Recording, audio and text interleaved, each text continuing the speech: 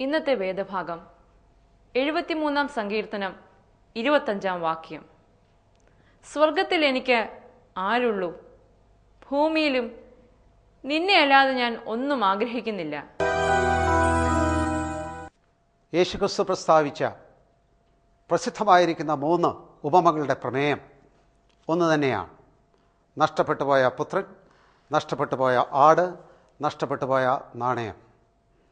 ഇതിനകത്തെല്ലാം നഷ്ടവും തിരിച്ചു ലഭിക്കലും ഇത് മനുഷ്യൻ്റെ അവസ്ഥയെ കാണിക്കേണ്ടതിനായിട്ട് യേശുക്രിസ്തു പ്രസ്താവിച്ച പ്രസിദ്ധമായിരിക്കുന്ന ഉപമകളാണ്.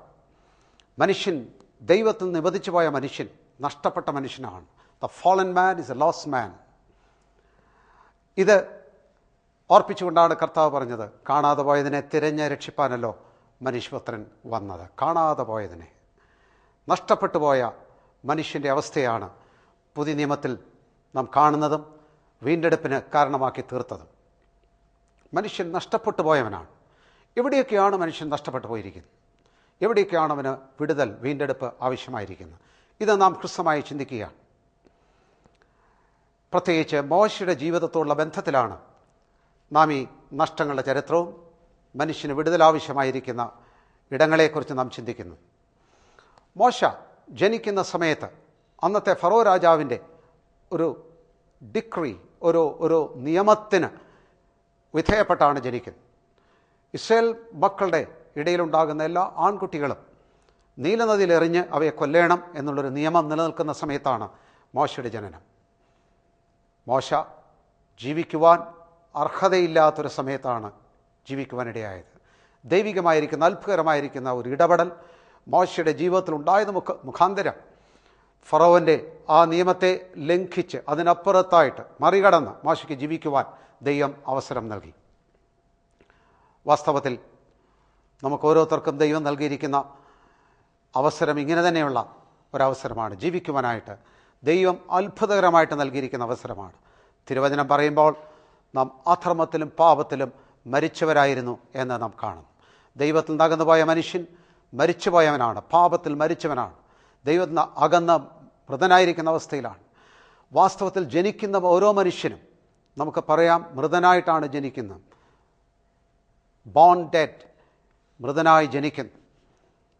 ദൈവത്തിൽ നിന്ന് വീണുപോയ മനുഷ്യൻ ആ വീഴ്ച മുഖാന്തരം തലമുറയായിട്ട് പാപവും മരണവും മനുഷ്യൻ്റെ ജീവിതത്തെ സ്വാധീനിച്ച് എല്ലാ മനുഷ്യനും ആത്മാവിൽ മൃതനായിട്ടാണ് ജീവിക്കുന്നത്. ആ സ്ഥാനത്ത് ആണ് മനുഷ്യൻ്റെ വീണ്ടെടുപ്പിന് പ്രസക്തിയുള്ളത്. എല്ലാ മനുഷ്യരും പാപത്തിൽ നഷ്ടപ്പെട്ടവരാണ്. എന്നാൽ ഈ നഷ്ടാവസ്ഥ മനുഷ്യൻ അറിയുന്നില്ല എന്നുള്ളതാണ് സങ്കടകരമായിരിക്കുന്നൊരു കാര്യം. നഷ്ടപ്പെട്ടവനാണെങ്കിലും നഷ്ടപ്പെട്ടവനാണെന്നറിയാത്തൊരവസ്ഥ, പാപത്തിൽ നഷ്ടപ്പെട്ടിരിക്കുന്ന അവസ്ഥ. അതായത് പാപത്തിൽ ജീവിക്കുകയും പാപം പാപമാണെന്നറിയാതിരിക്കുകയും പാപത്തിൽ തന്നെ ജീവിതവും സന്തോഷം കണ്ടെത്തുകയും ചെയ്യുന്നൊരവസ്ഥ. പാപത്തിൽ തൻ്റെ ജീവിതത്തെ കണ്ടെത്തും, തൻ്റെ സന്തോഷത്തെ കണ്ടെത്തും, ഉല്ലാസത്തെ കണ്ടെത്തുന്നു, ജീവിതത്തിൻ്റെ നിലനിൽപ്പിനെ കണ്ടെത്തുന്നു. അതാണ് എത്രയും പരിതാപകരമായിരിക്കുന്ന അവസ്ഥ എന്നുള്ളത്. പാപത്തിൽ ജീവിക്കുന്നു, അതേസമയം വാസ്തവത്തിൽ പാപത്തിൽ നഷ്ടപ്പെട്ടു പോയിരിക്കുന്ന അവസ്ഥ. ഈ നഷ്ടാവസ്ഥ മനുഷ്യനെ സംബന്ധിച്ചോളം ഭീകരമായിരിക്കുന്നൊരവസ്ഥയാണ്. ആ അവസ്ഥയ്ക്ക് യേശുക്രിസ്തുവിലല്ലാതെ മറ്റൊരു ഉദാഹരണമില്ല. പാപത്തിൽ നഷ്ടപ്പെട്ടു പോയിരിക്കുന്ന മനുഷ്യൻ്റെ അവസ്ഥ. എന്നാൽ കൃപയാലുള്ള രക്ഷമുഖാന്തരം നമുക്ക് ഈ അവസ്ഥയിൽ നിന്ന് രക്ഷപ്രാപിപ്പാൻ ഇടയായി തീർന്നു. അനേകരും പാപത്തിൽ ജീവിച്ച് പാപത്തിൽ തങ്ങളുടെ ജീവിതത്തെ കണ്ടെത്തിയിരിക്കുന്ന അവസ്ഥ. അതിൻ്റെ നടുവിൽ യേശുക്രിസ്തുവിന്റെ രക്ഷയും കൃപയും മുഖാന്തരം വീണ്ടെടുക്കുവാനായിട്ടുള്ള സാർവത്രികമായിരിക്കുന്ന രക്ഷയുടെ വാതിൽ സകലർക്കും വേണ്ടി തുറക്കപ്പെട്ടിരിക്കുന്നു. നാം മോശയുടെ ജീവിതത്തിലേക്ക് വരികയാണ്. മോശ വെള്ളത്തിൽ നിന്ന് എടുക്കപ്പെട്ടു, വിടുതൽ കിട്ടി. അതുകൊണ്ടാണ് മോശ എന്നുള്ള പേര് തന്നെ അവരുണ്ടായത്.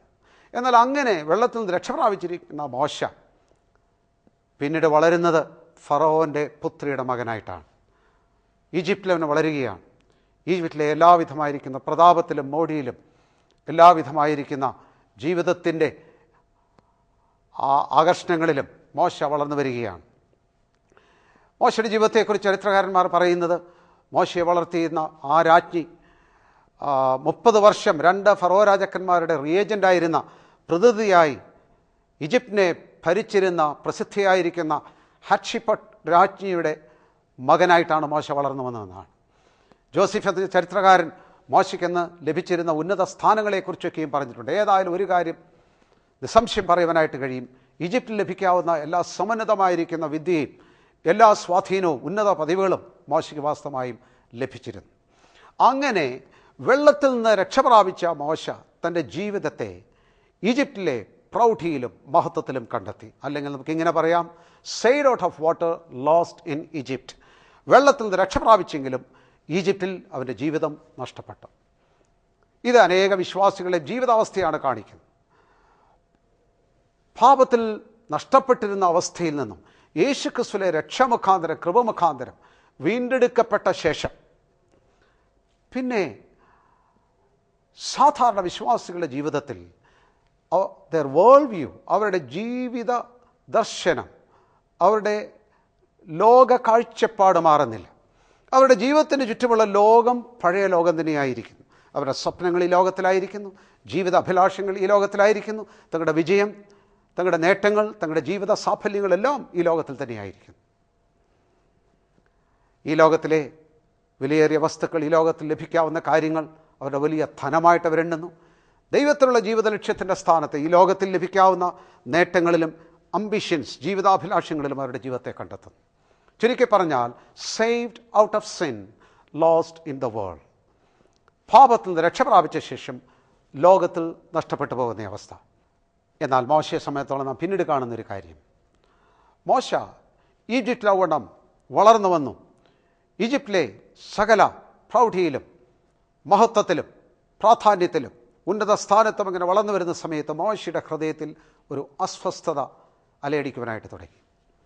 ഇതിൻ്റെ കാരണം നിശ്ചയമായും അവനെ കൊച്ചിലെ വളർത്തത് ഫറവോൻ്റെ പുത്രിയുടെ മകനെന്ന നിലയിൽ പരസ്യമായിട്ട് അവൻ വളർന്നു വന്നെങ്കിലും വാസ്തവത്തിൽ സ്വന്തം അമ്മയുടെ മടിയിലാണല്ലോ മോശ വളരുവാനിടയായി തീർന്നു.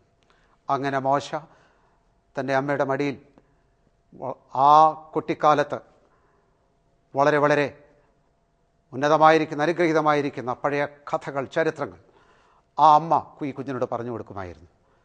മോശയുടെ ഗ്രേറ്റ് ഗ്രാൻഡ് ഫാദർ, വലിയ മുത്തച്ഛൻ അബ്രഹാം എങ്ങനെ ഊരെന്ന ദേശത്ത് നിന്ന് പുറത്തു വന്നും ദൈവപ്രത്യക്ഷത ഉണ്ടായെന്നും ഏക സത്യദൈവത്തിലുള്ള വിശ്വാസമുണ്ടായെന്നും ദൈവന് കൊടുത്ത വാഗ്ദത്തങ്ങൾ, അങ്ങനെ അവൻ ദേശം വിട്ട് പുറപ്പെട്ട കാര്യം, ഇസ്ഹാക്കിനെ ബലിയർപ്പിച്ച കാര്യം, മുമ്പോട്ടുള്ള പിതാക്കന്മാരുടെ ചരിത്രം, എങ്ങനെ യാക്കോബ് തൻ്റെ പുത്രന്മാരുടെ കൂടി ഈജിപ്തിൽ എത്തിച്ചേർന്നു, അന്ന് അവർക്ക് ലഭിച്ച സ്ഥാനം, പിന്നീട് അവർക്കുണ്ടായ ദുരവസ്ഥ, എങ്ങനെ അവർ അടിമകളായി തീർന്നു, അപ്പോൾ ആയിരിക്കുന്ന ഇസ്രായേൽ മക്കളുടെ അടിമത്തം, അവരുടെ ദുരന്തം, ഈ കാര്യങ്ങളെല്ലാം മോശയുടെ ഹൃദയത്തിൽ അമ്മ പറഞ്ഞു കൊടുത്ത് പതിപ്പിച്ചിരുന്നു. ഈ കാര്യം ആഴത്തിൽ മോശയുടെ ഹൃദയത്തിൽ ഉണ്ടായിരുന്നു. ഈജിപ്തിലെ എല്ലാ സർവ സമ്പത്തിലും സൗകര്യത്തിലും മോശ വളർന്നു വരുമ്പോൾ തന്നെ കുറച്ചു കഴിഞ്ഞപ്പോൾ ഈജിപ്തിലെ ഉന്നതിയുടെ നടുവിൽ അവിടെ വന്ന എല്ലാവിധമായിരിക്കുന്ന മഹത്വത്തിൻ്റെയും സ്ഥാനത്തിൻ്റെയും നടുവിൽ മോശയുടെ ഹൃദയത്തിൽ പതുക്കെ അസ്വസ്ഥത കടന്നു വരുവാനിടയായി തീർന്നു. എന്താ കാരണം നമുക്ക് വ്യക്തമായിട്ട് അറിയത്തില്ലെങ്കിലും നിശ്ചയമായും ഈ ഒരു കാര്യം ഒരു വലിയ സ്വാധീനമായിരുന്നു. ഈ ജനത്തെ വിടുവിക്കണം, എൻ്റെ സഹോദരങ്ങളെ ഈ ദുരിതത്തിൽ നിന്ന് പുറത്തു കൊണ്ടുവരണം. ഈ നിശ്ചയദാർഢ്യത്തോടെ മോശ ഈജിപ്തിലുണ്ടായിരുന്ന എല്ലാവിധമായിരിക്കുന്ന സൗകര്യങ്ങളും പ്രൗഢിയും നിക്ഷേപങ്ങളും നാം വായിക്കുന്ന പോലെ ആ മിസ്രൈമിലെ സകല നിക്ഷേപം അവൻ വേണ്ട എന്ന് വെച്ചു. സ്വന്തം ഇനത്തോട് കഷ്ടമനുഭവിക്കുന്ന വിലയേറിയ തീരുമാനത്തിലേക്ക് അവൻ വന്നു. അതെ, മിസ്രൈമിൽ നഷ്ടപ്പെട്ടു പോയ തൻ്റെ ജീവിതം ഇതാ മോശ ഒരു പുതിയ ജീവിതോദ്ദേശം കണ്ടെത്തുന്നു. He finds his life in a noble cause. ഒരു ഉന്നതമായിരിക്കുന്ന, കുലീനമായിരിക്കുന്ന ലക്ഷ്യത്തിൽ മോശ തൻ്റെ ജീവിതത്തെ കണ്ടെത്തുന്നു. തൻ്റെ ജനത്തെ ഈ അടിമസ്ഥതയിൽ നിന്നും തൻ്റെ ജനത്തെ വീണ്ടെടുക്കണം. ആ നിലയിൽ മോശ തൻ്റെ ജീവിതത്തിൽ ഉന്നതമായിരിക്കുന്ന ലക്ഷ്യത്തിൽ തൻ്റെ ജീവിതത്തെ കണ്ടെത്തുന്നു. ഇത് നമ്മുടെ ജീവിതത്തിലും സാധാരണ സംഭവിക്കാവുന്നൊരു കാര്യമാണ്. വളരെ ചുരുക്കം വിശ്വാസികൾ ലോകത്തിൽ നഷ്ടപ്പെട്ടു പോയ തങ്ങളുടെ ജീവിതത്തിൽ നിന്നും, ഒരുപക്ഷെ കുട്ടിക്കാലത്തെ അവരുടെ സ്വാധീനങ്ങളായിരിക്കാം, അവരുടെ അമ്മയുടെ പ്രാർത്ഥനയായിരിക്കാം, തങ്ങളുടെ ജീവിതത്തെ ഒരുപക്ഷെ ഒരു സമയത്ത് സമർപ്പിച്ചതായിരിക്കാം, അല്ലെങ്കിൽ ലോകത്തിൽ തങ്ങൾക്കുള്ള നേട്ടങ്ങളുടെ യഥാർത്ഥ നില ഇത്രയേ ഉള്ളൂ എന്ന് മനസ്സിലാക്കിയായിരിക്കാം, ജീവിതത്തിൻ്റെ പല സംഭവങ്ങളുടെ വെളിച്ചത്തിലായിരിക്കാം. No, this is not life. ഇതല്ല ജീവിതം. ഈ ജീവിതത്തിന് വേണ്ടി എൻ്റെ ജീവിതം കളയുകയില്ല. കാണുന്ന കാര്യങ്ങളുടെ താൽക്കാലികത, നിത്യതയുടെ ബോധം, ഇതിൻ്റെ എല്ലാം വെളിച്ചത്തിൽ I should find my life in a divine cause. ദൈവികമായിരിക്കുന്ന ലക്ഷ്യത്തിൽ എൻ്റെ ജീവിതത്തെ കണ്ടെത്തണമെന്നുള്ളതിൽ ചിലർ തങ്ങളുടെ ജീവിതത്തിൽ പുറത്തേക്ക് വരുന്നു. അതെ, അവരുടെ ജീവിതം ഉത്തമമായിരിക്കുന്ന ലക്ഷ്യങ്ങൾക്ക് വേണ്ടി, ആതുര സേവനത്തിന് വേണ്ടി, നല്ല നല്ല ശുശ്രൂഷകൾക്ക് വേണ്ടി, കുഞ്ഞുങ്ങളെ നോക്കേണ്ടതിന് വേണ്ടി, ഓർഫനേജിന് വേണ്ടി, വൃദ്ധസദനത്തിന് വേണ്ടി, നല്ല നല്ല ശുശ്രൂഷകൾക്കായിട്ട്, ചിലപ്പോൾ മിഷണറി പ്രവർത്തനത്തിന് വേണ്ടി തന്നെയും തങ്ങളുടെ ജീവിതത്തെ ശുശ്രൂഷകൾക്കായിട്ട് തന്നെയും അർപ്പിക്കുന്ന അനുഗ്രഹിക്കപ്പെട്ട വ്യക്തികളുണ്ട്. എന്നാൽ അങ്ങനെയുള്ള അർപ്പണത്തിൽ തന്നെ അവരറിയാതെ ഇരിക്കുന്നൊരു കാര്യം, saved out of the world, finding their life in a noble cause, ലോകത്തിൽ രക്ഷപ്പെട്ട ഉത്തമമായിരിക്കുന്ന ലക്ഷ്യത്തിൽ അവരുടെ ജീവിതത്തെ കണ്ടെത്തുകയാണ് ചെയ്യുന്നത്. ഇവിടെ നിന്നുകൊണ്ട് ഞാനൊരു കാര്യം കൂടെ പറയാം. മോശ ഈ വണ്ണം തൻ്റെ ജീവിതത്തെ ഈ ഉത്തമമായിരിക്കുന്ന ലക്ഷ്യത്തിൽ കണ്ടെത്തിയെങ്കിലും ദൈവം അത് അനുവദിച്ചില്ല. അവൻ്റെ ജീവിതം തടസ്സപ്പെട്ടു എന്ന് നാം കാണും. തൻ്റെ ജനത്തെ വീണ്ടെടുക്കാൻ വന്ന മോശയുടെ ജീവിതം പെട്ടെന്ന് ഓടിപ്പോകേണ്ടതായിട്ടുള്ള ഒരു ദുരവസ്ഥയിലേക്ക് വരുന്നതായിട്ട് നാം കാണും. ആ മുൾപ്പടപ്പിലെ തീയിൽ വെച്ച്, ആ കത്തുന്ന ജ്വാലയിൽ വെച്ച് മോശയെ മോശയെ എന്ന് വിളിക്കുന്ന ശബ്ദത്തിൻ്റെ അടുക്കൽ മോശയെ അടുത്ത് വന്ന് മോശയുടെ ഹൃദയത്തിൽ ആദ്യമായിട്ടത് പ്രതിധ്വനിച്ചു. Moses, Moses, it's me, I want you, come and be mine. Moshe, എനിക്ക് നിന്നെ വേണം, നീ കടന്നു വന്ന് എൻ്റേതായി തീരുക. മോശ ആദ്യമായി തൻ്റെ ജീവിതത്തെ അന്ന് വരെ കണ്ടെത്താത്തവരുടെ അടുത്ത് കണ്ടെത്തി. He found his life in God. ദൈവത്തിൽ അവൻ തൻ്റെ ജീവിതത്തെ കണ്ടെത്തി.